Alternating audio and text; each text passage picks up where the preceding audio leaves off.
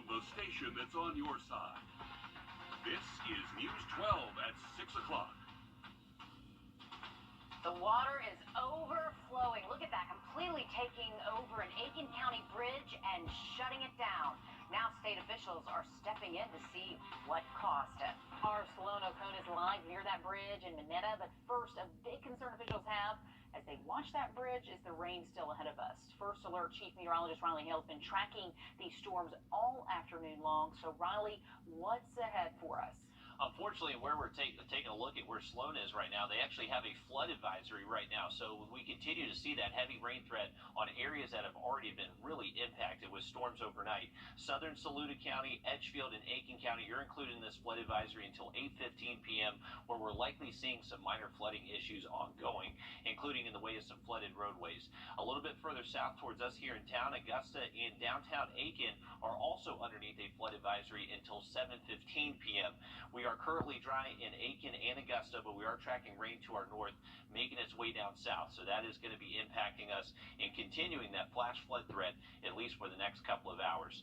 Further south, we are tracking a decent line of storms in Burke, Jefferson, Washington County. These are about to collide with an outflow boundary to our south, so we're likely going to see that heavy rain really ramp up in our southern counties over the next several hours. We're going to keep the chance to see the heavy rain threat at least through around midnight tonight. We'll have a look at some improving weather later in the week in just a little bit. All right, thanks for that, Riley. Incredible video out of Aiken County, where a bridge is currently overflowing with water, and it's been doing this for almost 12 hours now. That bridge is now shut down while officials try to figure out what's causing all the water to gush. Solano Cone is live here in Minetta at the intersection of Old Shoals and Mount Pleasant Road. So, Solano, first officials thought there was so much water, maybe a nearby dam had failed. What are they saying is the issue here now? DHEC dam safety engineer says that the dam didn't fail or is not overflowing. The water is coming from a nearby pond, Shealy Pond. And this is not the first time locals have had problems with this bridge. 2015 was similar to what we have now, except it was up over the bank. The water came up over the bank, and the bridge, half of it went out in just a short time, just a matter of hours. SCDOT is waiting for the water to stop before they can decide if the bridge is safe to use. Neighbors say it took 18 months for the bridge to be finished after it flooded in 2015. The water, officials say, is coming from Shealy Pond, overflowing with heavy rainfall. Neighbors are worried about the inconvenience potential bridge damage will have. It's pretty annoying because it takes me an extra 10 minutes if I go into Aiken. It's an extra 5 miles around. Anywhere I go, if I go to visit someone on Mount Pleasant, then I've got to go all the way around. But it isn't just an inconvenience, it's a major safety issue. Old Shoals is a major cut-through road for commuters and school buses. Well, I think that was the scary situation this morning because my neighbor said the bus went over it. And that's when he called in when he saw a school bus go down the road. And it's been raining here all afternoon, so it's just a waiting game for SCDOT to determine whether the bridge is safe or not. It just looks like a mess out there. Sloan, it looks like you're about to get swept away. Make sure you stay safe out there. And while the dam from today's rain did not fail, even heading into the weekend, mainly afternoon, early evening, it will be getting hotter as well with highs in the mid-90s. Well, chances are you or someone you know has cancer or heart disease. Both disproportionately impact people of color. Now, MCG is one of 4 institutions in the whole country selected to find the best ways to treat them. Our Celeste Springer shows us how they're enlisting students in their fight.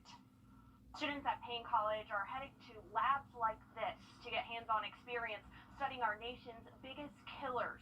MCG is diving deep into cancer and cardiovascular disease, and more importantly, why they impact some people more than others. Charleston Lee is heading into her senior year at Payne College, and she's only 16. Computer science, computer engineering, more of, or computational research, analysis, that area. If you can't tell from her interests, she's pretty smart. And she's going to be working alongside researchers like Dr. Weintraub studying cancer and cardiovascular disease. We established the collaboration with Payne College in order to have a student internship. That will allow us to work with the students there, many of whom are also persons of color whose families and friends have been disproportionately affected. MCG says a major focus of theirs is pinpointing why these conditions impact Black communities more than others. According to DPH, cancer and cardiovascular disease accounted for 50% of deaths in the Black community from 2015 to 2019. My grandfather has cancer and my grandmother has heart disease. So that was another reason why I thought this was a great opportunity, because I get to see the details of like what is going on. And doing it all is made possible thanks to a grant from the American Heart Association. Getting the money, no easy feat. This was a real competition to get this grant, and I'm really proud to say that, we beat out Harvard University, Vanderbilt University, many other prestigious places to get this grant. So the smarty pants over at Harvard missed out, and there's a new generation of students here at home ready to work alongside MCG's pros. They're hammering out the final details right now, but they plan to have this up and running by the time students return to school in August. In Augusta, Celeste Springer on your side. Okay, the Tokyo Olympics begin in 3 days.